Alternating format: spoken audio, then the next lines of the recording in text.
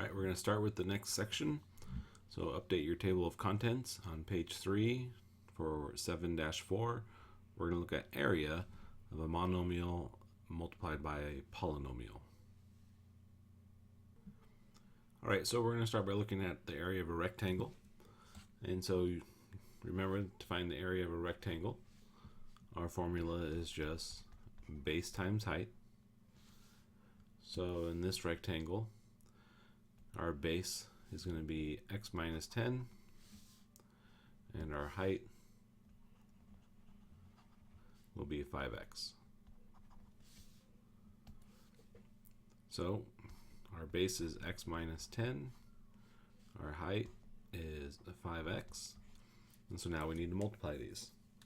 So when we multiply, we have this term monomial, so this is just one term. We distribute this in, and so now we go 5 times the 1 gives us 5, and x times x is going to give us x. So there's x to the 1 here, x to the 1 here. So when I multiply them together, I'm going to have 2 x's, so it's going to be x squared. So now I'm going to multiply the 5x times the 10. And so this is a positive times a negative, so it stays negative. And 5 times 10 gives me 50. And now there's no x to combine over here, and so we just write the x. So we have that 1x. So our area of the rectangle is 5x squared minus 50x. So this is problem 1. This is problem 1b. Try 1b on your own. Find the area of the given rectangle. So now we're going to find the area of a parallelogram, and it's going to be the same formula, base times height. So our base is going to be x minus 2, and our height is going to be the 3x squared. So we get x minus 2, 3x squared. Now, most of the time we have the monomial in front when we multiply. So I'm just going to rewrite it this way. And so now I'm going to distribute. So it's 3 times the coefficient. So it's a 1. 3 times 1 gives us 3. So now notice I have 2 x's here, and I have that 1x there. So 2 and 1 makes x to the third. So when we multiply with the same base, we add the exponents. Now we're going to go the 3 times the 2, and so we have a positive times a negative, gives us a negative. The 3 times the 2 gives us 6, and then we have that x squared. There's no other x's, so I'm just going to keep that x squared. So the area of the parallelogram is 3x cubed minus 6x squared. So you're going to use the same formula now. Solve 2b. All right, for problem 3, we're going to find the area of the triangle. So our triangle formula is just 1/2 base times height. So now in the triangle, our base is going to be that 4x plus 6. Our height, and this should technically have the little right angle symbol here, so we'll add that. Our height is going to be that x cubed. So it's going to be 1/2 of 4x plus 6 times that x cubed. So before I multiply this out, I'm just going to go ahead and distribute that half in. And the reason I'm doing that is because these are nice numbers. What's half of 4? Well, that gives us 2x. Now, what's half of 6? So that gives us 3.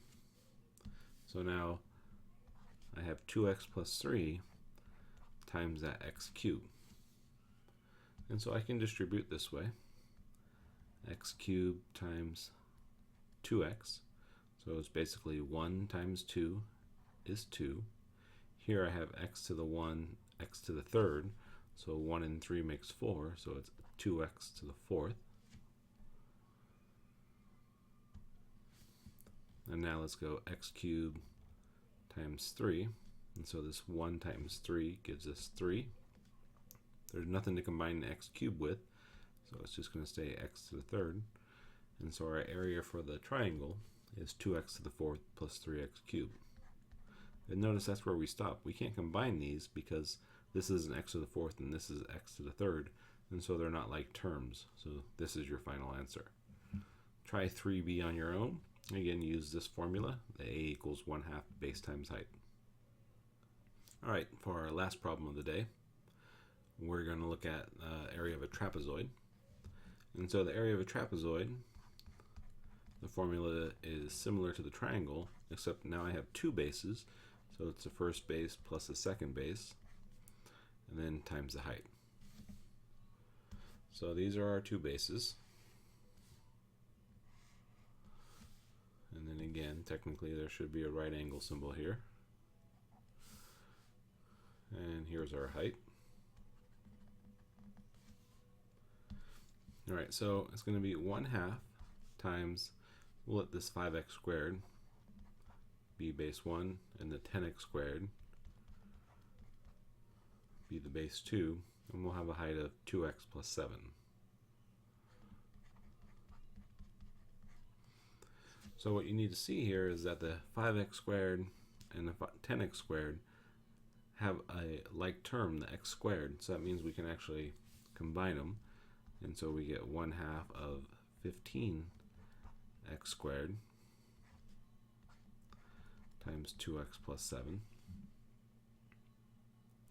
And so now we need to multiply, and we're going to run into a little problem, a decimal along the way, because I can't take half of 15.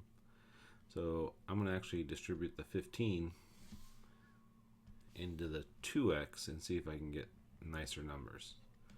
So the 15 times 2 gives me a 30, and then the x squared times x to the power of 1, so 2 plus 1 gives me 3, so I get x cubed. And now the 15 times 7, so off to the side I'm just going to do 15 times 7.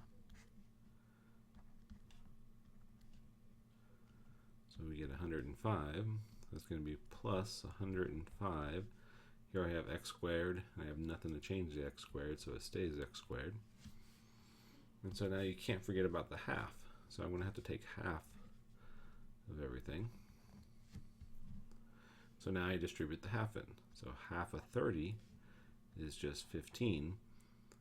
And we get 15x cubed. So now I got to take half of 105. And so 105 divided by 2